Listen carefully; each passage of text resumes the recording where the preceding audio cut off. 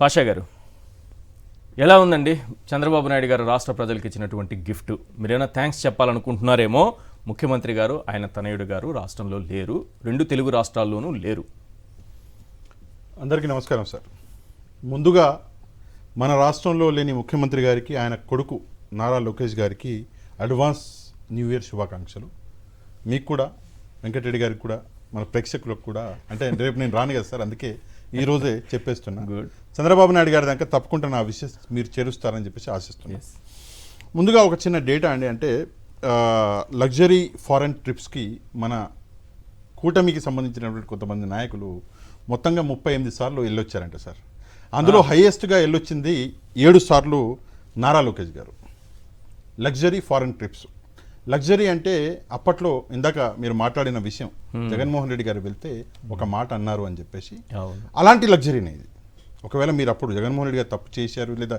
ఏదో అని డైలాగ్ పెట్టారు కదా ఆ డైలాగ్ అప్పుడు మీరు మీకే కొట్టుకోవాలి ఎందుకంటే రాష్ట్రంలో మా దగ్గర ఖజానా ఖాళీ డబ్బులు లేవు ఈ చేతులు ఇట్లా ఇట్లా చెప్తారు సార్ చంద్రబాబు నాయుడు గారు ఆ మాట మాట్లాడేటప్పుడు ఇట్లా అంటాడు లేవంటాడు అట్లాంటి పరిస్థితుల్లో 38 సార్లు లగ్జరీ ట్రిప్స్ మీ నాయకులు చేశారు అందులో 7 సార్లు నారా లోకేష్ గారు 5 సార్లు చంద్రబాబు నాయుడు గారు 5 సార్లు నారాయణ గారు టీజీ భరత్ గారు 4 సార్లు జేసీ జనార్దన్ రెడ్డి గారు 3 సార్లు బీసీ జనార్దన్ రెడ్డి గారు కొండపల్లి శ్రీనివాస్ గారు 2 సార్లు ఇట్లా చెప్పుకుంటూ పోతే చాలా మంది నాయకులు ఉన్నారు ఇందులో దుర్గేష్ గారు 4 సార్లు ఆయన కూడా ఉన్నాడు వంగలపూడి అనిత గారు ఒకసారి రఘురామకృష్ణరాజు గారు ఆయన కూడా ఒకసారి వెళ్ళొచ్చారు ఇక రామ్మోహన్ నాయుడు గారు ఆయన కూడా ఒకసారి వెళ్ళొచ్చారు ఇట్లా చెప్పుకుంటూ పోతే చాలా మంది నాయకులు ఉన్నారు 38 సార్లు వెళ్ళొచ్చారండి సార్ ఒకసారి ఒక వైట్ పేపర్ అనేది వీళ్ళు రిలీజ్ చేయాలి టోటల్ గా ఎంత ఖర్చు వచ్చింది అంటే దాదాపు 19 నెలలు 35 సార్లు అంటే నెలకు 2 పర్యటనలు ఉంటున్నాయి ఇది ఇంటర్నేషనల్ ఫారెన్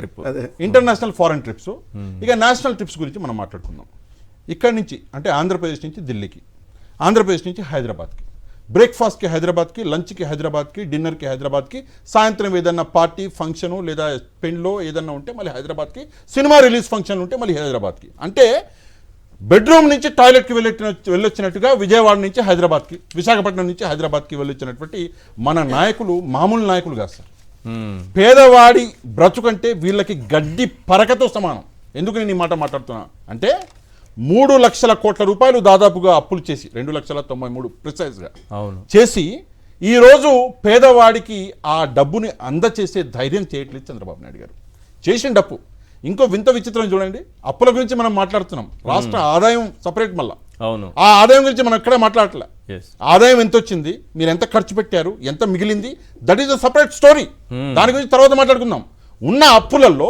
మీరు ప్రజలకు చేసిన మంచి ఏంటి ఆ అప్పును కూడబెట్టి ఏం చేశారు వైట్ పేపర్ రిలీజ్ చేయాలి లేదంటే కేంద్ర ప్రభుత్వం ప్రతిసారి నేను అంటూనే ఉంటా ఎంక్వైరీ చేయాలి ఎంక్వైరీ చేసే మొగోడు ఎవడున్నాడో నాకు అర్థం కాదు లేకపోతే ఆయనకే లేఖ రాసేవాడిని నేను ఇక మన రాష్ట్ర ప్రజల గురించి మనం మాట్లాడుకోవాలి ఈరోజు సంవత్సరం చివరి రోజు రేపటి నుంచి ఒక కొత్త సంవత్సరం మొదలవుతుంది ఈరోజు ఈ సంవత్సరంలో మన రాష్ట్ర ప్రజల దీనస్థితి ఏం వచ్చింది ప్రజలకి సూపర్ 6లో హామీలు ఇందాక వెంకటరెడ్డి గారు చెప్పారు అయినా నేను చెప్పాలి ధర్మం మన నిరుద్యోగులకి సోదరులకి ఎంత వచ్చింది ఇప్పటిదాకా నిరుద్యోగ వృత్తి నెలకి 3,000 వేసుకుంటే ఇప్పటిదాకా ఎంత వచ్చింది ఒక్కొక్క నిరుద్యోగి డైరెక్ట్గా సమాధానం చెప్పాలి ఏమన్నా ముట్టిందా కొంతమంది ఉన్నారండి టీడీపీకి సంబంధించిన వాళ్ళు లేదు మాకు మొత్తం వచ్చిందన్నా అంటారు వాళ్ళకి దండం అంటారు వచ్చిందని కూడా కొంతమంది ఉంటారు సార్ మనం ఏం అనలేదు అంటే అభిమానం అంటే అలా పచ్చ గోగల్స్ వేసుకున్న వాళ్ళకి అన్ని అట్లనే కనిపిస్తాయి ఒకటి రెండోది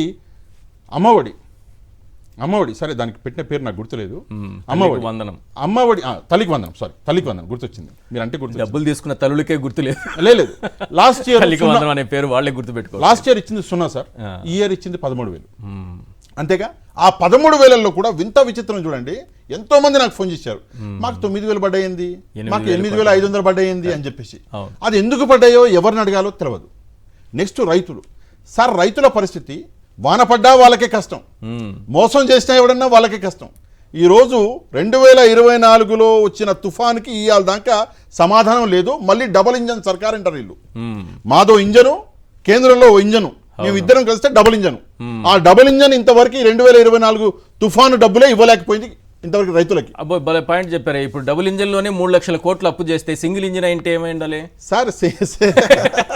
పరిస్థితి ఎలా ఉంది అంటే ఈ విషయం ప్రజలకు ఒక విషయం అర్థం కావాలి. ఈ Okay. అప్పు అన్నది ప్రజల మీద పడే భారం.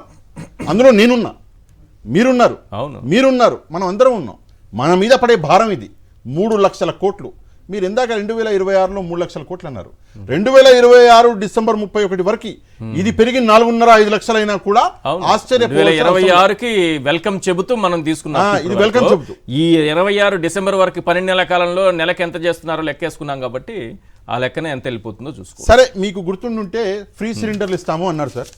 మీకు వచ్చిందా లేదా నాకు నెలకు తెలియదు. 16,000 కోట్ల లెక్కన 12 నెలలకి ఎంత అవుతుందో చూడండి. ఇంకా నాకైతే ఫ్రీ సిలిండర్ రాలా. 3 ఇస్తామన్నారు సంవత్సరానికి. మరి మహిళలు ఎలా ప్రశ్నిస్తలేరు నాకు అర్థం కావట్లేదు. మహిళలు ఎందుకు ఊరుకుని ఉన్నారు నాకు అర్థం కావట్లేదు. సరే, వాళ్ళు కూడా ఏం చేస్తారు, ప్రశ్నిస్తే పోలీసు కేసులు పెడుతున్నారు. వింత విచిత్రం సార్, గుళ్ళో ప్రసాదంలో నత్తొచ్చింది అని చెప్పేసి ఒక వ్యక్తి తన ఆ ఇష్యూని హైలైట్ చేస్తే మనం ఏం చేయాలి, జనరల్గా ఆ ఇష్యూని ఒకసారి చూసి తప్పు ఎక్కడ జరిగిందో చూసుకొని రెక్టిఫై చేసుకోవాలి, అంతే కదా ఎవరైనా చేసేది. కానీ ఆహా నువ్వు చెప్తావా, ఎంత పని చేసినావు నువ్వు చెప్తావా అని చెప్పేసి వాడి మీద కేసు పెట్టేసేయాలి. వింత, ఇట్లాంటి వింతలు విచిత్రాలు మన రాష్ట్రంలో జరుగుతున్నాయి. అందుకే సిలిండర్ ఇంకో కేసు కూడా ఉంది, తర్వాత నేను ప్రస్తావిస్తాను, దానిపైన కూడా మనం మాట్లాడదాం. జగన్మోహన్ రెడ్డి గారి బర్త్డే వేడుకల్లో పొట్టేలు తలలు నరికారని వాళ్ళ కాళ్ళు కీళ్లు ఇరిచేసి రోడ్ల మీద నడిపించారు కదా. అదే కాదు, రక్తదానం చేసిన వాళ్ళ పైన కూడా అక్రమ కేసులు పెట్టారు. రక్తదానం చేసిన వాళ్ళ పైన అది దానికి ఎవిడెన్స్ తో సహా అన్ని చూపిస్తాను నేను. తర్వాత దాని గురించి మాట్లాడుకోవాలి, నత్త గురించి మాట్లాడుకోవాలి, ఈ అక్రమ కేసుల గురించి మాట్లాడుకోవాలి. సార్ ఒకటి ఒక ఫ్రేజ్ ఉంది, కాలం సమాన వర్ధంతే అని చెప్పేసి మీరు వింటారు. యథాభావం యుగే యుగే అంటారు. సింపుల్గా మనం చెప్పాలంటే సమయం అన్నది ఎవరి కోసం ఆగదు. ఓకే, సమయం అన్నది తాను తిరుగుతూనే ఉంటుంది.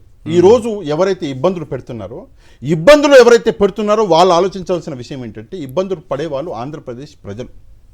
ఈ రోజు ఇబ్బంది పడే ప్రతి ఒక్కడు 2029లో చంద్రబాబు నాయుడు గారి రాజకీయ పతనం కోసం, మళ్ళీ చెప్తున్న వాడు పతనం అంటే బాగుండదు, రాజకీయ పతనం కోసం ఆ రోజు ఒక ఆయుధంలాగా మారుతారు. నిజంగా అమాయకుల్ని పట్టుకొని వాళ్ళు ఏం చేశారు సార్, మడ్డలు చేశారా, దొంగతనాలు చేశారా, ఏదైనా తప్పుడు పనులు చేశారా? వాళ్ళు ఒక బర్త్డే సెలబ్రేషన్ ని అటెండ్ చేస్తే 42 ఏళ్లను కూల్చేశారు విజయవాడలో. ఇది సుప్రీంకోర్టు ఆదేశాలు చేతికి అందలేదంటూనే కూల్చేశారే. సిగ్గు వాళ్ళు ఏమన్నా తీసుకొచ్చారు. కానీ ఒక విషయం చూశాను సార్, నేను చూసిన విషయం చెప్తున్నాను. ఎవరైతే వీళ్ళని తీసుకెళ్లారో, జైలుకి తీసుకెళ్లారో బర్త్డే సెలబ్రేషన్లలో, నాకు ఎందుకు వాళ్ళ కళ్ళలో ఇంత కూడా భయం కనిపించలేదు సార్. అంటే నిజమే చెప్తున్నా, ఎందుకు కనిపించలేదు తెలుసా మీకు? తప్పు చేసిన వాడు భయపడతాడు, తలదించుకుంటాడు. వాళ్ళు ఏ తప్పు చేయలేదు అని చెప్పి వాళ్ళకి తెలుసు. అందుకే ఎక్కడ కూడా ఇంత భయం, ఈవెన్ నా దృష్టి అంటే నేను అనుకుంటున్నా కొంతమంది కొట్టారేమో, ఎందుకంటే వాళ్ళు కొట్టారు. అయినా కూడా వాళ్ళ కళ్ళల్లో భయం కనిపించలేదు సార్. వాళ్ళకు ఒక్కటే విషయం, జగన్మోహన్ రెడ్డి అంటే పిచ్చ, జగన్మోహన్ రెడ్డి గారు అంటే ప్రేమ కాదు, పిచ్చి. మేమేం చేసినాం, జగన్మోహన్ రెడ్డి గారు బర్త్డే సెలబ్రేట్ చేసినాం. అండ్ వీళ్ళు చెప్పే విషయం ఏంటి సార్, సుప్రీంకోర్టు గైడ్ లైన్స్ అంటారు, ఆంధ్రప్రదేశ్ 1950 చట్టం అంటారు, బయట ఏంటి ఈ పశువులని వీటిని చంపకూడదు అంటారు, జంతువులు చంపకూడదు అంటారు. మరి మీరు చేసిన పని కూడా అదే కదా. 2023-22లో మీరు ఒకసారి చూసుకుంటే ఇదే జంతువులను బలిచ్చి చంద్రబాబు నాయుడు గారి ఫోటోకి మీరు రక్తం మొత్తం పూశారు కదా. మరి అప్పుడు ఈ చట్టాలు గుర్తు రాలేదా? పాత విషయం ఇప్పుడు తీస్తారేంది పాషా గారు అంటే, పాత విషయాలు తీసే వల్లభనేని వంశీ గారు తీసుకెళ్లి లోపల వేశారు. పాత విషయాలు చేసి ఎంతో మంది వైసీపీ నాయకులు తీసుకెళ్లి లోపల. చట్టం అందరికి పాత కొత్త ఉంది, అందరికి సమానం కదా. ఏజ్ను బట్టి కూడా చట్టం మారుతుంది ఏంటి? ఎల్లో మీడియాలో కూర్చొని పాతది అయిపోయిందని చట్టం మారిపోతుందా? కూర్చొని ఎల్లో మీడియాలో ఇదే వాదన చేశారు వాళ్ళు. పాత విషయాలైతే మేము కేసులు పెట్టకూడదా అని వాదించిన మహానుభావులు ఉన్నారు కదా. మరి ఇప్పుడు పెట్టండి చూద్దాం. అండ్ ఇంకో విషయం, సుప్రీంకోర్టు గైడ్ లైన్స్ సరే ఒప్పుకుంటా నేను, అదే సుప్రీంకోర్టు చెప్తుంది బయట రోడ్డు మీద తిప్పుకుంటూ తీసుకెళ్ళకూడదని. మరి ఆ గైడ్ లైన్స్ ఏంటి? డీజీపీ గారు బాధేస్తుంది, వేకెన్సీ లేవంటారు. ఒక చిన్న పని సార్, పెట్రోలింగ్ లేదండి. నా తోహత ప్రకారం, నా తోహతకి తగ్గట్టు నేను ఒక 500-1000 రూపాయలు నేను విరాళం ఇస్తాను ఆంధ్రప్రదేశ్ పోలీసు. నా కెపాసిటీ అంతే, నేను ఎక్కువ ఇయ్యలేను. నేను 1000 రూపాయలు ఇస్తాను. ఇట్లనే మీరు ప్రజల దగ్గర నుంచి డబ్బులు తీసుకునే కనీసం వెహికల్స్ కొనండి, మాకోసమే కదా. చనిపోయిన ఐడియా అయితే చంద్రబాబు నాయుడు మళ్ళీ హుండీలు పెడతాడు కాదు. ఉండీలు పెట్టే ఇప్పుడు 3 లక్షల మొన్న మోడీ గారినే మోసం చేసి జిఎస్టీ రేట్లు తగ్గించిన తర్వాత కార్లకి ఆయన అటు వెళ్ళిపోగానే 10% సన్మానం చేసి పెట్టారు. పంపించేసి 10% సెస్ చేసేసారు 10%. 10% సెస్. అంటే కదా మన ఇటుక మన అమరావతి అని మోడీకే దోచుకున్నట్టు మోసం. ఇప్పుడు కూడా మొదటికే మోసం. మన వెహికల్ మన పోలీసు వాళ్ళు వెహికల్ కావాలని చెప్పి మళ్ళీ దానికి ఒక సందాలు వసూలు చేసి అప్పుడు అమరావతిలో జోలి అమరావతిలో జోలు పట్టారు, చందాలు వసూలు చేశారు కదా. ఏమైపోయాయి డబ్బులు, ఏమైపోయాయి ఇటుకలు, ఏమైపోయాయి జూబ్లీస్ లో ఉన్నాయి. మీరు అడిగితే ఇటుకలు దాంతో దాచి పెట్టారు ఎక్కడ సార్ వర్షాలు వచ్చి అందులో నీళ్ళలో మునిగిపోయినాయి, మీరు భలేవారు. అక్కడ చేపలు తిరుగుతున్నాయంట, ఇటుకంటే ఇటుక అందరూ వాళ్ళు అదే మాట్లాడుతున్నారు. మన ఇటుక ఇటుకేమైపోయింది, అమరావతి పేరుతో అంతకుముందు ఇచ్చిన అప్పులు ఏమైపోయాయి, అమరావతి పేరుతో జోలి పట్టింది ఏమైపోయింది, విరాళాల సేకరణ హుండీలు పెట్టి సేకరించిన విరాళాలు ఏమైపోయాయి. సార్ ఏదో ఒక రోజు అమరావతి అన్న టాపిక్ మీద ఈ విషయం మీద ఎవరో ఒకరు వచ్చే ప్రభుత్వాలు ఎంక్వైరీ చేస్తే ఆ రోజు బయటపడే నిజాలు చూసి మీరు ఆశ్చర్యపోతారు. ఈ రోజు ఈ ఇంటర్నేషనల్ ట్రిప్లకి ఆ రోజు బయటపడే నిజాలకి మ్యాచ్ అవుతుంది. ఆ రోజు కూడా వస్తుంది. దేనికి సార్ ఈ రోజు? సరే నేను సింపుల్గా విషయం అడుగుతా. నారా లోకేష్ గారు వెళ్ళారు, మొన్న వెళ్ళారు, మాకు చెప్పారు. అంతకుముందు వెళ్ళారు, మాకు చెప్పారు. అంతకుముందు మాకు చెప్పారు. ఇవాళ మాకు చెప్పలేదే. సరే మీరు వెళ్ళి న్యూ ఇయర్ సెలబ్రేషన్స్ చేసుకుంటా అంటే చాలా మంచి విషయం, చేసుకోండి, కాదని ఎవరంటారు? ఇప్పుడు ఒక సామాన్యుడిగా మీరు వెళ్తే తప్పే ఉంది. చంద్రబాబు నాయుడు గారు సరే ఆయన వెళ్ళారు, మీరు వెళ్ళి చంద్రబాబు నాయుడు గారు కూడా న్యూ ఇయర్ సెలబ్రేషన్స్ చేసుకుంటాను అనుకుందాం, తప్పే ఉంది సార్. బాలీలో చేసుకుంటాను అనుకుందాం, తప్పేమని ఉందా? చెప్తే అయిపోయాయి మాలాంటి వాళ్ళకి. మా బాబు గారు బాలీలో ఉన్నారని చెప్పేసి మేము కూడా అనుకుంటాం. అంటే నాకు కూడా తెలియదు, ఇప్పుడే తెలిసింది మ్యాటరు. బాబు గారు బాలీలో బాగుంటే మాకు చాలా మంచి విషయం కదా సార్. అందులో చెడ్డ విషయం ఏముంది? బాగుండాలి, నేను అక్కడ ఉన్నాను, నేను బాగా బర్త్డే సెలబ్రేషన్ చేసుకుంటున్నాను న్యూ ఇయర్, మీరు కూడా చేసుకోండి అంటే అయిపోయా. కానీ అనరు. ఎందుకన్నారు చెప్పండి? ఇక్కడ ఉన్నటువంటి పండుగలను పెట్టి న్యూ ఇయర్ చేసుకుంటున్నా అంటే ప్రజలు ఊస్తారు. అందుకే ఆ భయం, నిజాలు బయటికి చెప్పరు.